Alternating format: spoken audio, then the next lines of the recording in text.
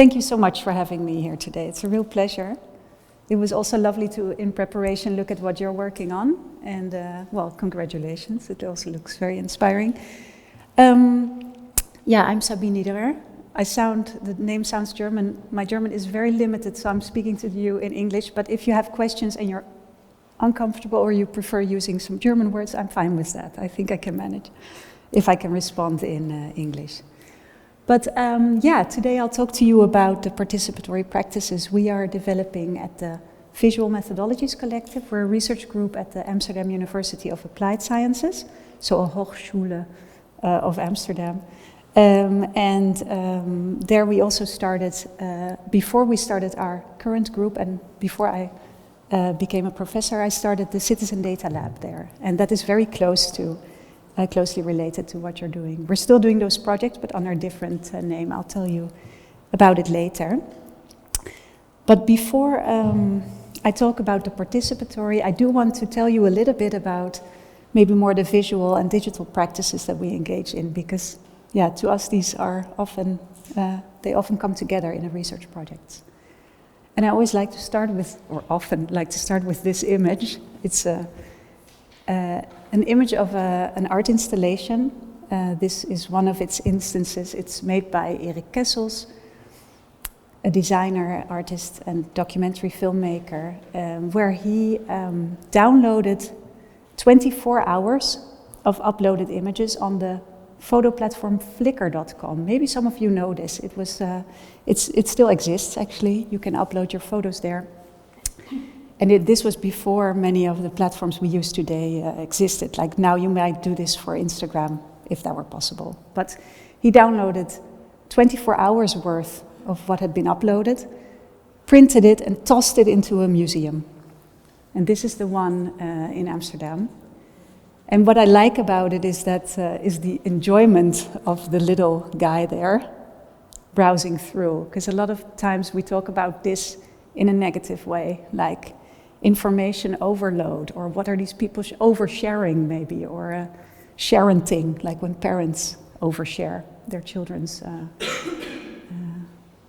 activities. And here I like the fact that there's also the joy of exploring, maybe finding things that are unexpected. I'm not sure what he's so happy about. There might be some images here that are not maybe for his eyes, but yeah, the abundance that is here experienced is maybe the starting point of a lot of the research that we do, is where we look at visual and digital data for social issue research.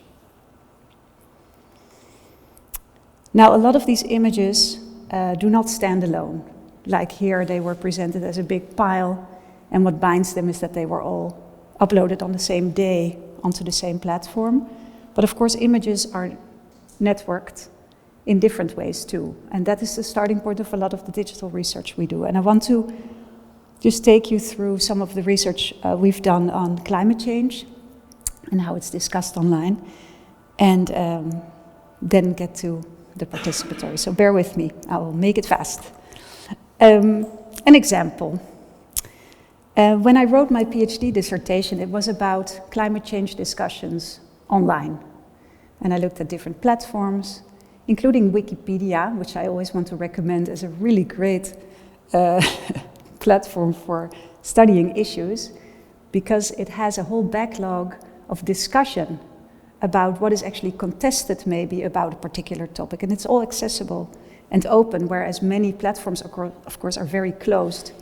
But at least I had finished, or I was in the wrapping up my dissertation, and this was the victorious moment of the Paris Agreement, the signing thereof, and the will to take action that is sort of captured in this, yeah, also a little bit boring image, but you know, this photo opportunity. And then happened this. So I had handed in my thesis, and then Donald Trump started announcing that the US would actually withdraw. This was 1 year after the festive moment.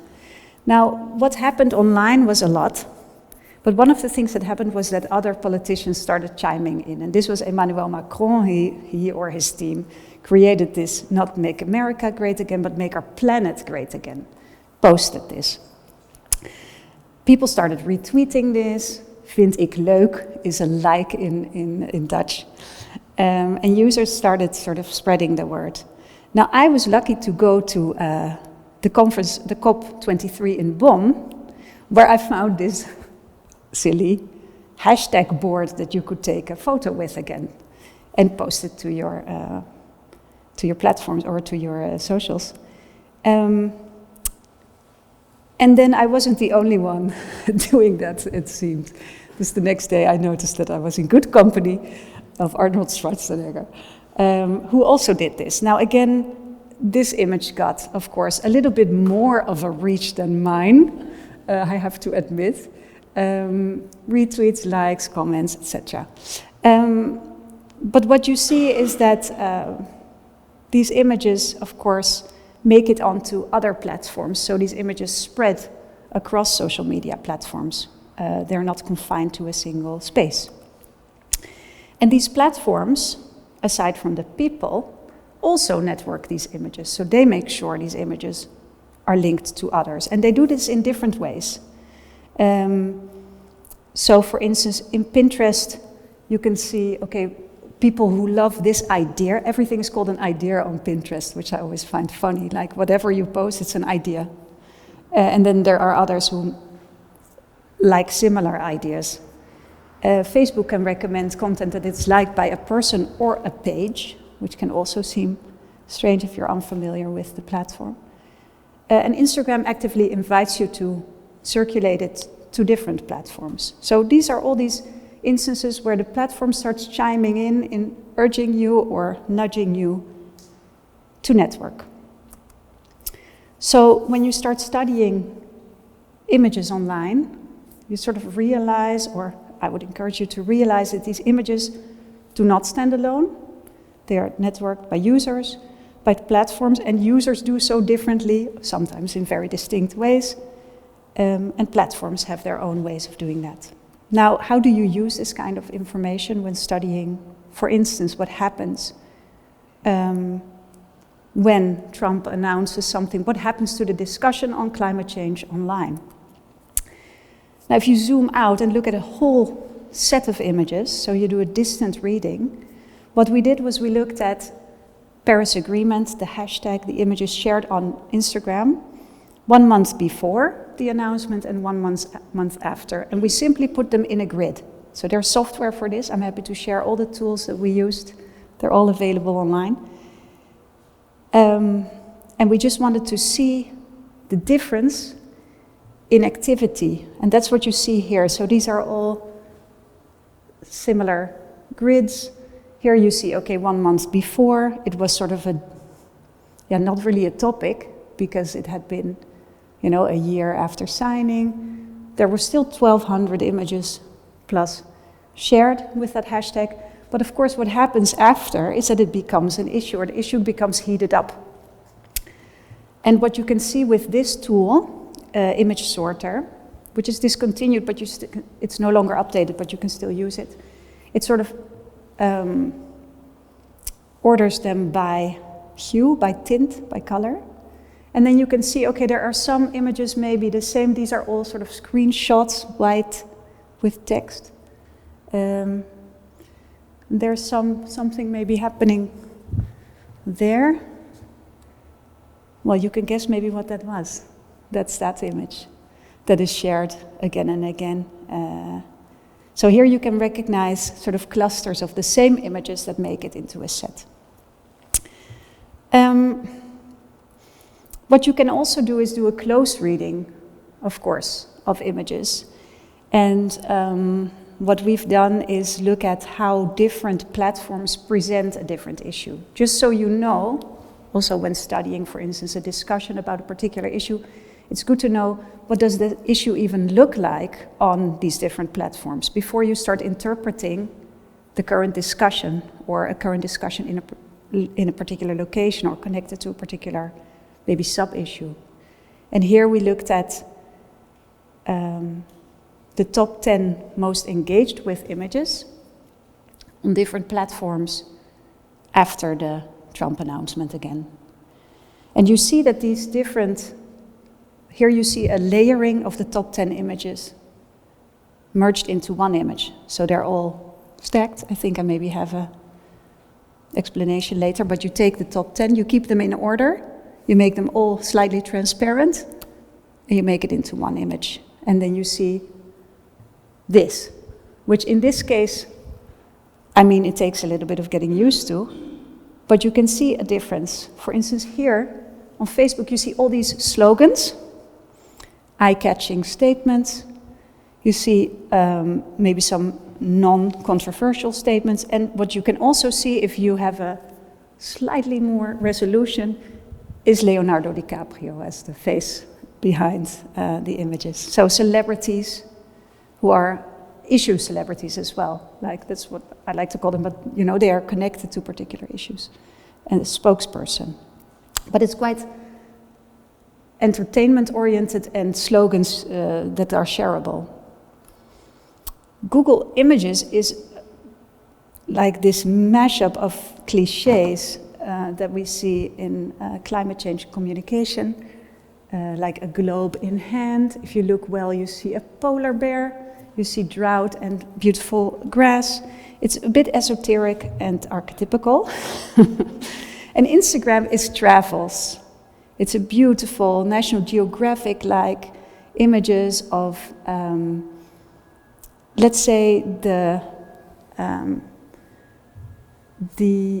landscapes that are threatened by climate change. It's a very different vibe. And here you see how the top images that comprised that and how they are combined into a single image.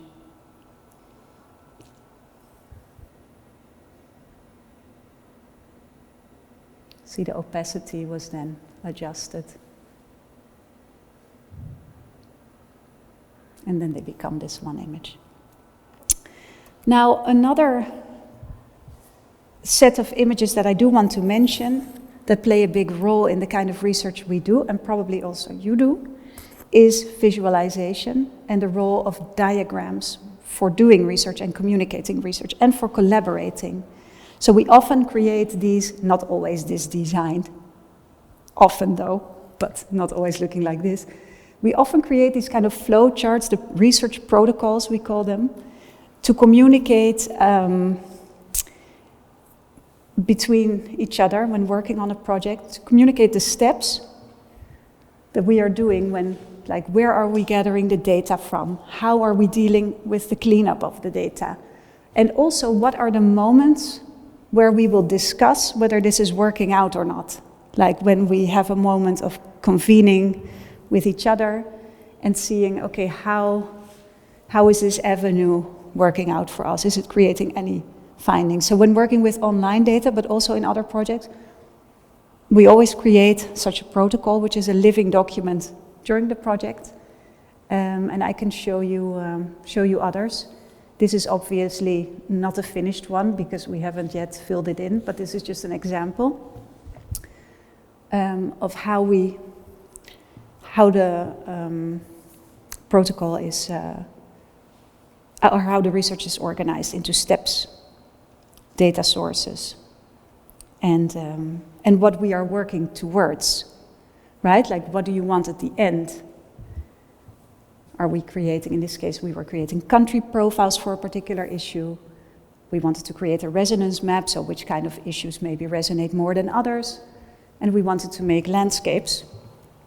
But it could also be a white paper, and a piece of advice, and a design framework. Like, it depends on what you're working towards, but you do want to have that overview when working with others. And then on the data visualization part, I just want to mention that the data visualizations are not the end point, but part of the research, that we make them for analysis. This is probably not news to you, but it can often be seen as a beautiful image at the end But those are different ones. Like we have the ones also that we work with for analysis, and here you see how people have been scribbling onto, in this case, a Gephi, probably a network. These images can be seen and manipulated meaning annotated, but also forced somehow to make legible a complex issue. So it's an active, it requires some kind of an active research attitude. So that is a little backdrop of all these images that are part of visual digital research. And now to something that is closer, I think, to your practice. Can I just look at the time? Yeah. So, not 10 years ago, but almost 8 years ago. No, 10 years ago, we started the Citizen Data Lab. We had a moment at our university when we had the possibility to start labs focusing on particular, let's say, perspectives and bringing together different stakeholders. And we decided to create a lab that focused on participatory data practices around urban issues. So the issues had a location and a local community that it affected, and that could be also invited in. The projects I want to show you in part work with the method of photo voice. This is not what we called it at the time. We were just creating participatory tools. Turned out that it was called photo voice in different fields from us. And photo voice is a participatory method to understand and view an issue through photography. So you invite participants in, ask them to either use their own cameras in their phones or outfit them with cameras and a prompt, and ask people to take pictures of a particular situation and share them with the researchers and each other. So giving voice and giving some kind of illustration or sometimes even evidence, like photographic evidence of a particular issue and how it's experienced by the participants. So for instance, some of the papers that were quite influential to us were by Manuel Franco. He's a researcher from Madrid who studies local food environments, meaning literally what kind of food is available to you in your neighborhood. And does it feel for you, or is it for happy few who has the money? Or is it so unhealthy that you would think like, okay, I'm gonna keep going until I find something that appeals to me? So really thinking about what does your foodscape or urban food environment look like? And I can recommend looking at that work that was done in Madrid with Manuel Franco. That was interesting to us to think about photo voice as a method to implement in our research and try out. And what we did was, here you see a researcher and someone from the municipality together trying out this first tool. It was developed by a teacher at our school with a very different goal. She created this tool called Snap This to work with her students around theoretical concepts. And so it was an educational tool. She would send them a message, for instance, related to the theory they had been reading and say, okay, can you send an example of concept X that you can find in your daily life? Let's say of a panopticon comes to mind, but like of a like a Foucauldian moment, disciplinary design in your daily life. And the students would come up with pictures of these strange objects that apparently are nudging you to sit on them, or maybe something that looks just like a strange staple, but it is for putting your bike exactly there, but it doesn't say anything. So they would come up with things that they thought, this is a moment where I'm being nudged in a certain behavior. To just give an example. They would together create a map of photos, and then there would be the possibility to respond to each other's work or discuss it and think, hey, that's actually a very interesting picture of what we were discussing in class, etc. We used it differently, so we made an instance of the tool to look at the health of a neighborhood. And we were working with health professionals who study exactly that, and health of a neighborhood has different markers. So for instance, one is that it is clean. Another marker can be that it is that people feel safe, and you can gauge that by seeing elderly people in the streets. I'm not making this up, this is coming from their research. But it can also be playgrounds, like there's space to play outside. It can be, well, and unhealthy would be a lot of snack, like imbiss-style snack currywurst moments.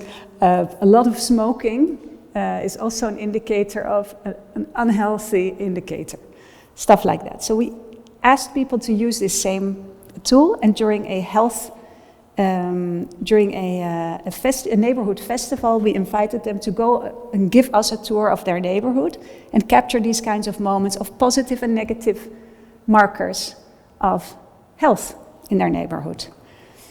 Not to gather dry, objective data, but to gather subjective experiences of the neighborhood. And this is very important because the data is extremely subjective, because what you get is the more people are annoyed by a particular topic, like trash in the street, they will take photos of only that.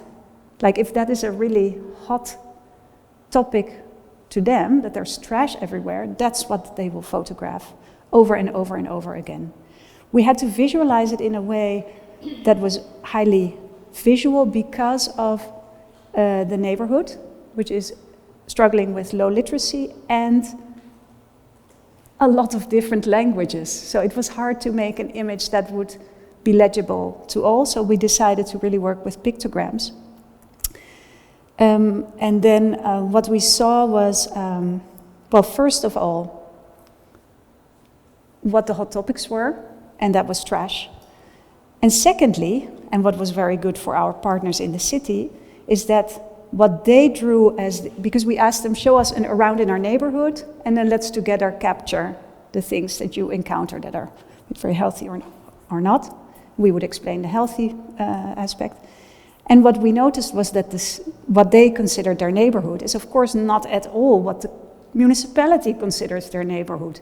In fact, they were crossing all these boundaries and teams working in different sections of the city. So they realized, hang on, this is the neighborhood from our angle, from the data that we had from the municipality, but the neighborhood actually traversed 4 of those districts, which is very normal to an inhabitant of a place, that you would think, oh yeah, it's actually this, it was this crossroads that were the heart of the neighborhood, but it was this crossroads that were the boundary of the neighborhood in the eye of the planners.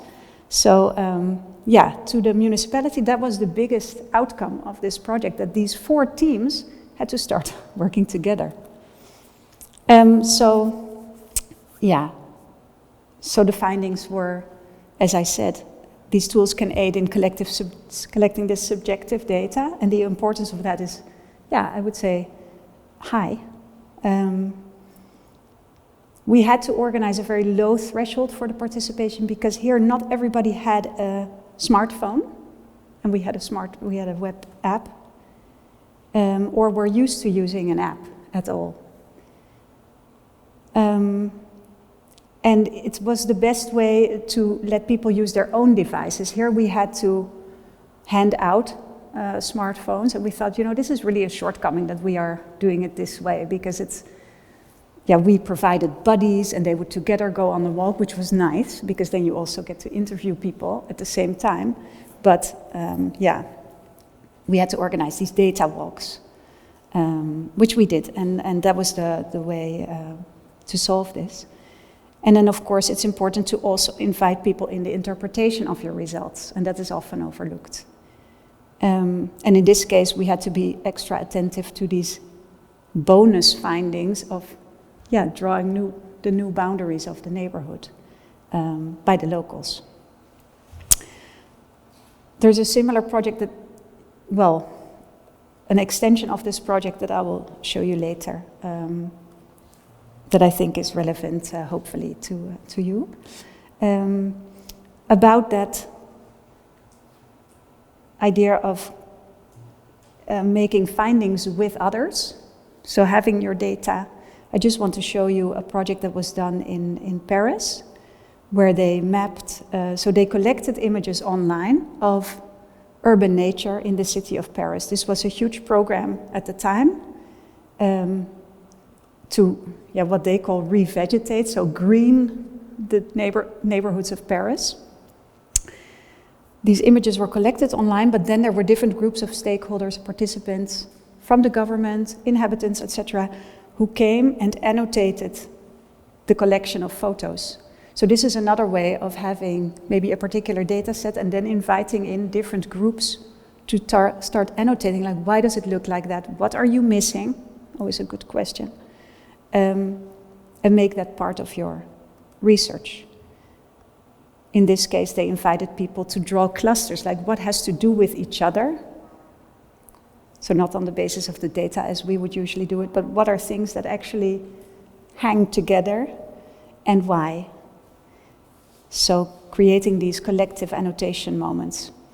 You can also open it up entirely, and this is what we did at a public library in Amsterdam, where we said, okay, this is our research station, and when we are not around, the research station will still be here.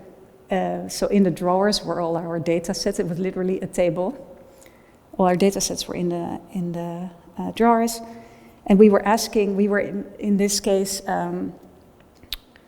looking at a neighborhood with a lot of different migrant populations, and we were wondering whether we were researching whether they were listening to media from the Netherlands or from their country of origins, and how that sort of, to create this whole soundscape of countries, voices, languages, music. This was what the library wanted to map out. And we created this research station and invited inhabitants, but also media makers, local radio makers, who worked for different community radio stations, which is a very lively thing, especially there, and had this there and out there. Of course, in this case it worked, because there were people from the library to guide this.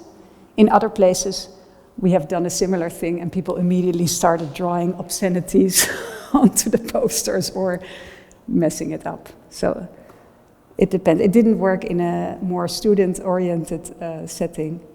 It did work here with people around to say, you're invited to actually, we want to hear from you in this community library. So different moments of opening up and different models and experiments of opening up the research process. Now there's two projects I want to zoom in on a little bit more. One is urban belonging, and the other one is climate imaginaries at sea. Urban belonging is a project we did with Danish partners of Aalborg University, Gale Institute, so architects and urban planners, the Center for Digital Welfare, and many other partners, as you will see, to map and capture the experiences of living in a city. And I'll show a brief video, fingers crossed, and then we'll tell you a little bit about it.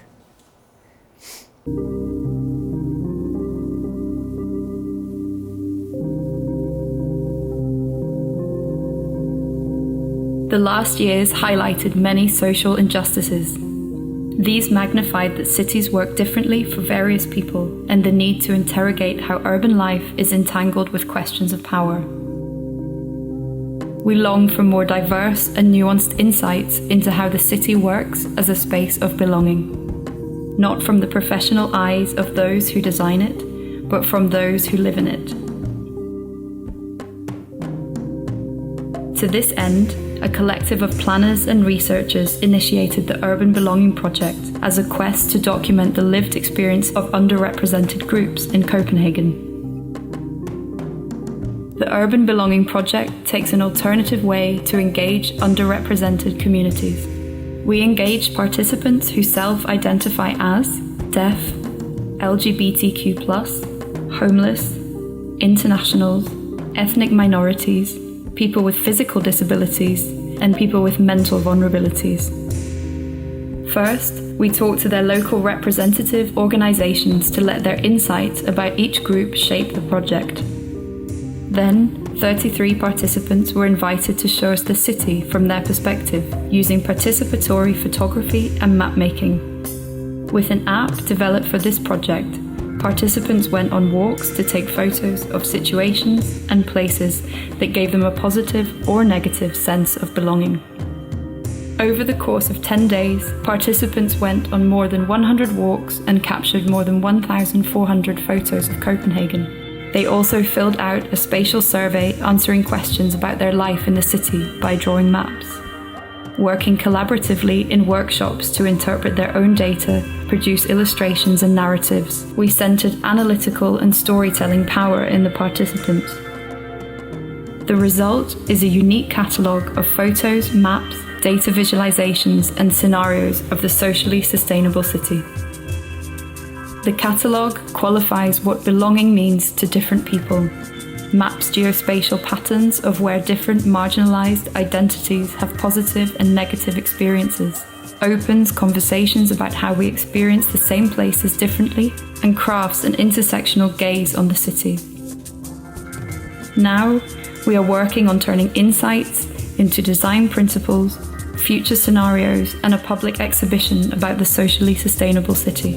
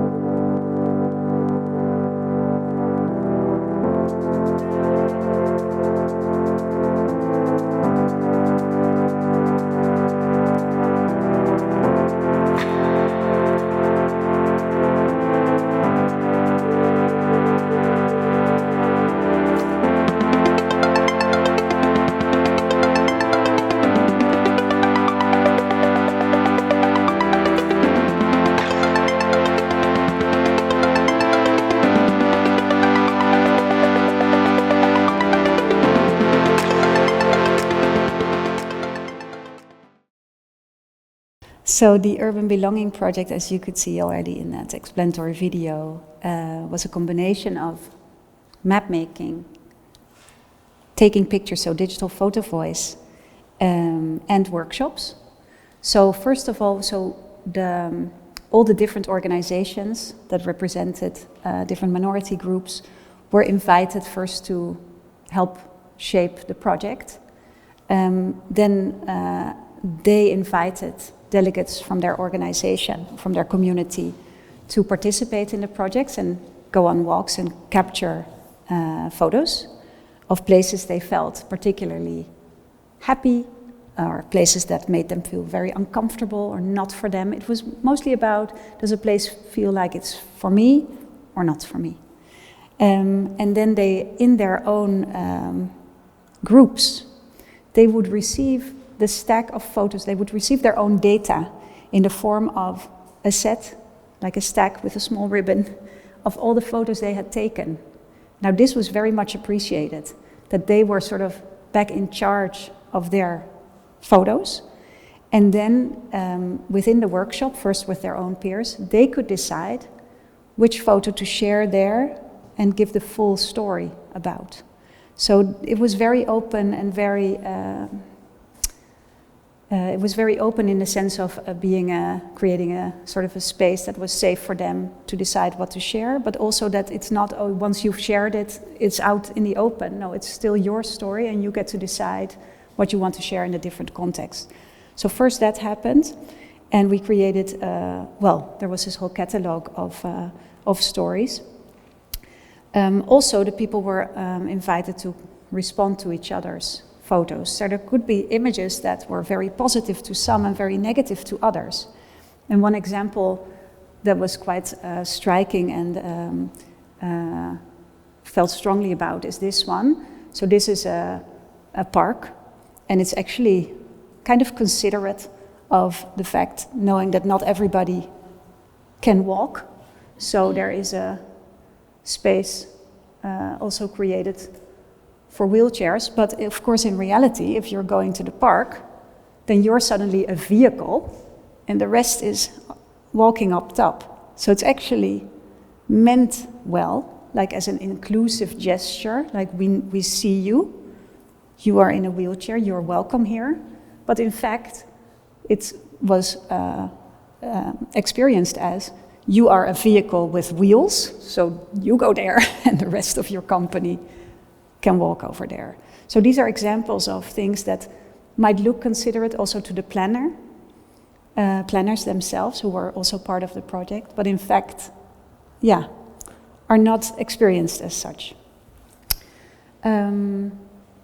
And also people could explain in the workshops why they appreciated particular things and why they took a picture of this. For instance, someone really liked this alley with a lot of green because it's not official green. You can sort of see that people took charge and that locals are caring for their neighborhood. So yeah, you cannot tell that from the image alone, right? You need these backstories. So they created these sort of photo-based mini narratives of particular places. Yeah, and thus mapped these zones of belonging and of exclusion. Now, what also was appreciated was that in the next workshops, we mingled the groups on the basis of where they had taken pictures. So there were particular areas that many people had taken pictures, and some maybe.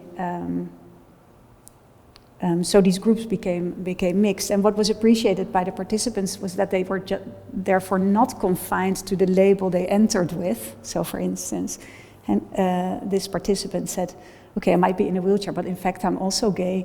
You know, I'm more than just someone in a wheelchair, obviously, but it was nice that he could therefore chime in on these different levels within the conversation. It was not like, okay, you tell us the story from your view as a disabled person, even though that was the entry point. So that was also, appreciated. And this was because we took a lot of time also discussing as a research consortium in how we could implement these kind of intersectional or data feminist principles in thinking about, you know, which perspective is missing, and making sure people were not reduced to their entry point, etc. So it was nice that that was appreciated. So then we mixed the groups and focused on especially on those areas that were received or experienced differently, and asked people to there exchange again stories that they wanted to share there. So we could get a better understanding of why some people felt very strongly at home somewhere and others felt uncomfortable.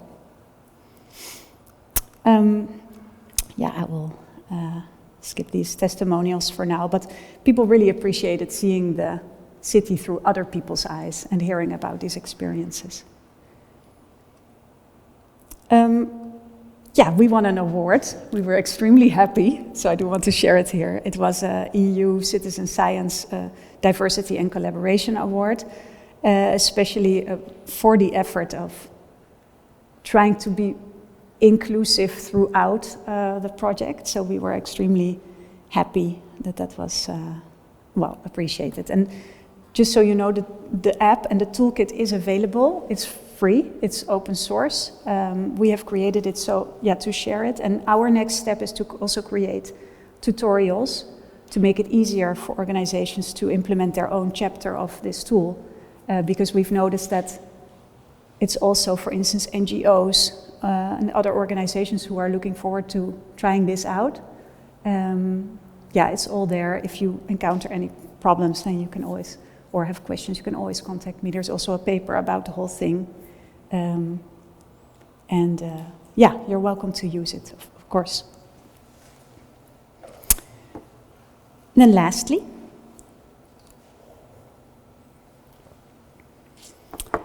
climate imaginaries at sea. This is something entirely different. What we have been doing is create a research coalition that is as broad as possible, as transdisciplinary as possible.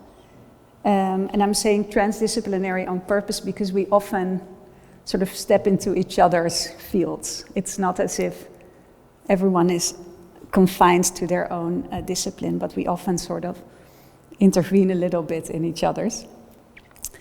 It is a research program that has been running now for, I think 2 years, maybe 3.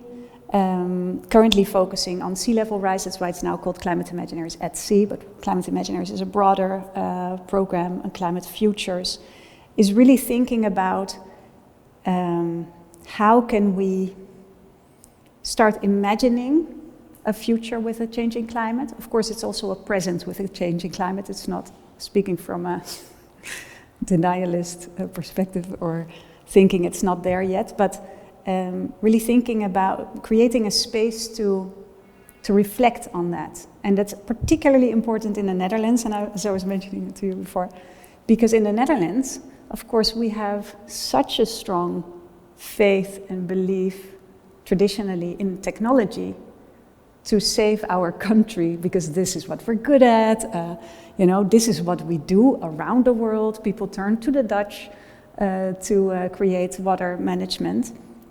And that always immediately stops the conversation. So especially, this is also a generational conflict in the making, where it's just impossible to open up even talking about it. So what we set out to do is say, okay, can we create a program that is particularly geared to that? And there was one other source of inspiration that I want to mention, and that is Amitav Ghosh. And he wrote a book called, very thin book called The Great Derangement. And in that booklet, or book, he looks ahead and says, people in the future will look at the culture of our time and look for traces of how we dealt with and reflected on climate change, because this is when it happened, and they will find nothing. And they will think, if we don't do anything now, they will find nothing, and they will think, okay, that is the era where they were all deranged. They were all sort of sticking their heads in the sand and thinking, okay, our time will come, we'll see, we're good at this. So that's the great derangement, is the time where nothing was addressed. Of course, that has changed in the past years. There's a lot of, even here, I walked here and there were all these exhibitions on water justice, and this is changing rapidly, and thankfully also to work that people like you are doing.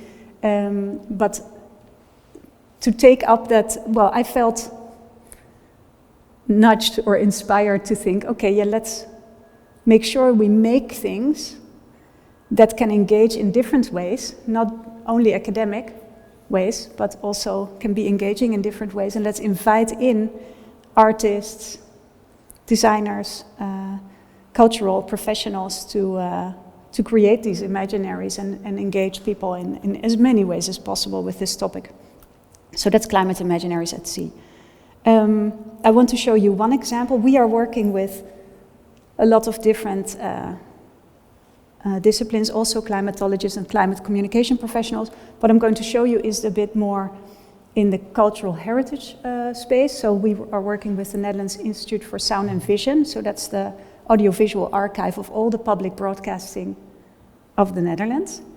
A huge archive, and they are a partner in here because, of course, for cultural archives, it's also a question of how can we reactivate these archives that are about water or about, of course, the Netherlands has had a great flood in the past.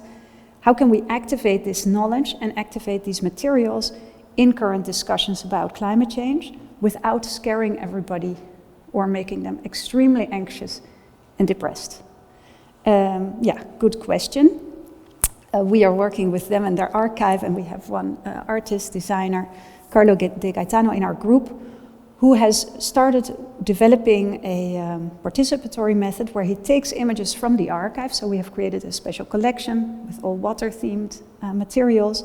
And then he takes these stills that you see here and invites people to start imagining the future of that particular landscape.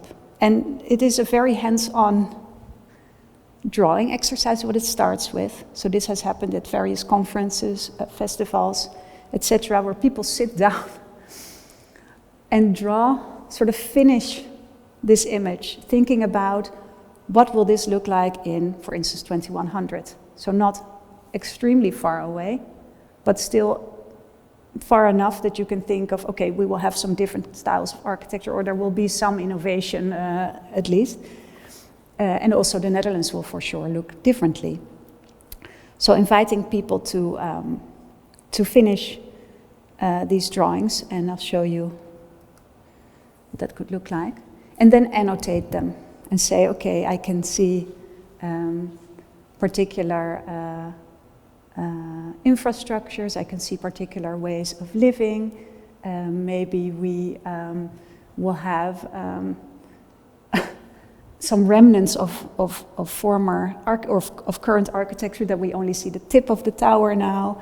You know, like what will this landscape look like? And also we've done this with hand drawing, but also using AI, thinking generative AI, where you can, it's then called outpainting. You can also finish a painting, finish a drawing itself. So you can start, for instance, from this image and say, okay, I want to add something here. And this is the prompt. So we've also experimented, because of course that is now a hot topic, and it's also very fun to see how it can be translated into images through generative AI. But in this case, it was all manual. People thinking first by themselves. Another protocol that I wanted to just show you as proof that we really always make one. In this case, so the images that were made finishing the archival imagery were then used to create a contribution to an exhibition about climate change. So in this case, Carlo used texts from climate fiction, the images from the workshop outcomes, the original video materials that the frames came from, because these were all, of course, a still from a video in the archive. And he used these to create, using AI, both text and images, to create little climate fiction stories. And these are all little diary entries from the future saying, Dear Luca, I'm still in the Netherlands, the weather is like this, I see architecture like this. It's sort of a commentary capturing all the input from the participants, but also really reflecting on that and trying to make a short video that was very recently exhibited in a climate change exhibition, Climate Imaginaries Festival. So this can also be something where the output is not a paper or something, but really a contribution to a conversation and really and the artistic reflection thereon. Now we're going to do this soon again, or something similar. So there's a conference on the symbiotic city. So really thinking about nature and architecture and humans and non-humans together, and how that might take shape. It's going to happen at Artis, that's the zoo in Amsterdam, with a big research component. And there we will do a similar thing, but then focusing on the symbiotic city. So we will ask all these experts that come together at this conference to similarly take an archival image of one of the landmarks nearby and start thinking about, okay, if this were symbiotic, what would that look like? And there we will create a similar thing and then exhibit it there at the museum. To wrap up, And a little bit, excuse the commercial break, but I have a book coming up, so I do want to mention it because it's very exciting. A book about visual methods, together with Gabriele Colombo, a colleague in Milan. But to wrap up, so I've talked a little bit about networked images and how, hopefully also shown you how that kind of online research can feed into participatory research, and that not all, I didn't mention any projects where we used environmental data. I showed you different examples, but you can imagine that moments where you capture data from one source can be the input for participatory processes in form of distant reading, close reading, or collaborative annotation. And then I showed you a few participatory data practices, the sort of mother projects we did with Photo Voice and trying to develop that. And it also sometimes, of course, failed miserably. I've shown you the ones that worked, but believe me, it's not always the best solution. Urban belonging and climate imaginaries. And with that, I hope we can have a little conversation. Thank you.